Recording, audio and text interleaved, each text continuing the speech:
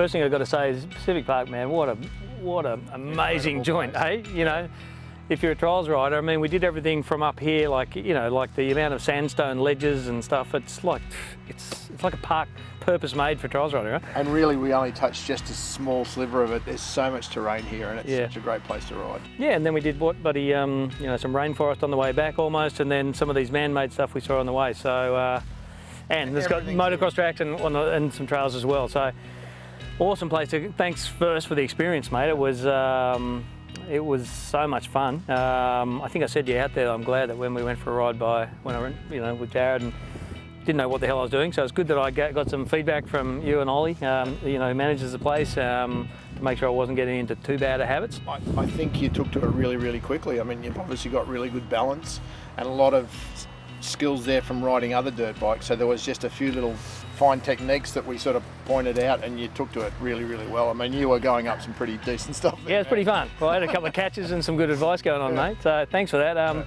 For me, you know, really counterintuitive, some of the stuff like revving. The weirdest thing probably is revving the thing with your clutch in at the base of a jump, coming up to it so slowly, and the slower the better in a way, and actually, you know, easing your clutch and letting the revs. So your revs are sort of falling as you climb. That's, you know, and just let the bike's flywheel do all the work for you. So, you know, but when you got it right, that was a thing that you did really, really well, where you don't come in fast because that's horizontal energy. We want vertical energy to get up things. Yeah. And that's what you're doing. You're coming in nice and slow, getting those revs up, getting onto the obstacle, and then rolling off. But difficult, I really found it difficult where you had to drop the front wheel onto it, and then, you know, what Ollie was doing brilliantly, and we're seeing the footage, he was, you know, just hopping up, made it look so easy. So that was a little difficult for me, but, you know, can't you, with the things we did, the transition between that trial technique to doing it on an enduro bike and doing it on common things that people will come up against in the trail. Yeah. You know, the big washouts or a log, or, you know, those difficult obstacles where people get into trouble. Yeah, and I think you find most of it's, you know, a lot of it, as we're saying out there, is mentally. You psych yourself out because it looks a lot harder than it is. Yeah. So these things are a really good way of going like, that's pretty easy, really. Yeah.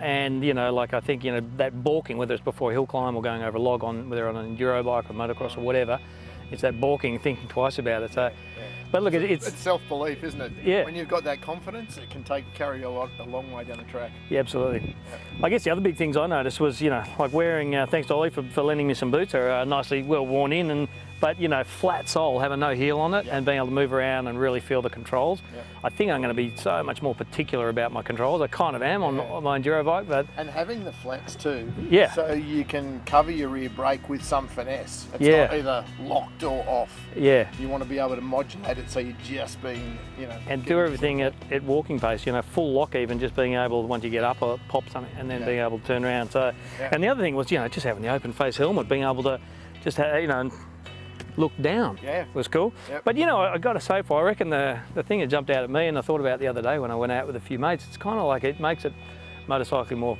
communal kind of thing, you know what I mean? Like totally. Well, we're riding together and we're talking as we're riding. Like we're actually next to each other. That helps. You're not chasing someone's roost as much as riding together. And even that great thing that I find is a beginner can be riding with an expert rider, and you're riding next to each other. This guy might be doing the big rock and this guy's just riding down the track. Yeah. And so that difference of abilities doesn't matter so much when you're out as a group. But it's a progression thing. You're more inclined to try something a little bit beyond your capabilities because you just saw somebody else doing it, or at least going halfway. I wasn't doing anywhere near what the crazy shit Ollie was doing today, but it was awesome to be able to see it and see, you know, see what can happen. Then obviously I watched the Tony Bowes of the world, which is just like, you know, another freak show. So much talent. So yeah, I love that. Look, it reminded me if I go out and mountain bike and do a lot of technical stuff with my mates, and we'll do it like 20 times until we're bugging, until we've made it. Yeah. Or snowboarding, we build a little kicker and do it in all day, and so it was very much like that. So like 2020 model, the 300's what, about 11.5 grand? You pay you pay another $1,200 for the GP model. Just take us through what extra tidbits have they got? The GP model has got some performance advantages in a few areas.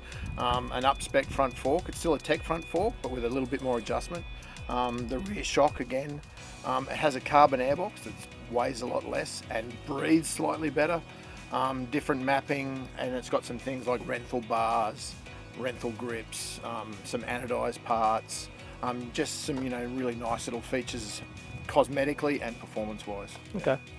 And just like, my experience is now that a lot of the trials brands, I know, for instance, even sort of Churco and Beta and obviously now GasGas are being distributed by bigger businesses with more infrastructure. I think you sort of said that, like a strong brand like GasGas will sell 100 units a year or so in Australia, give or take. What's going to take to get people enthused is having now the KTM group as a parent company to KTM, as a marketing. I mean, I'm really excited about KTM getting into the fray with trials because Montesa is Honda, but every other brand has been a small boutique brand. It's been a little company in Spain or a little company in Italy, and now KTM's on board. I think there's going to be some real competition. So there's 2 big players in the scene now, so hopefully that'll inject a bit more money for riders, for product development, for bike development. I can see a pretty bright future for them. Yeah, me too. And look, now that I've ridden it a couple of times, I'm thinking about it a lot. I mean, I'm absorbing every bit of information and that I can about trials bikes, and I because I can see the potential even just today in how far it can improve my riding, and like I say, being super. I'll be probably a real princess now when it comes to getting everything set up just right.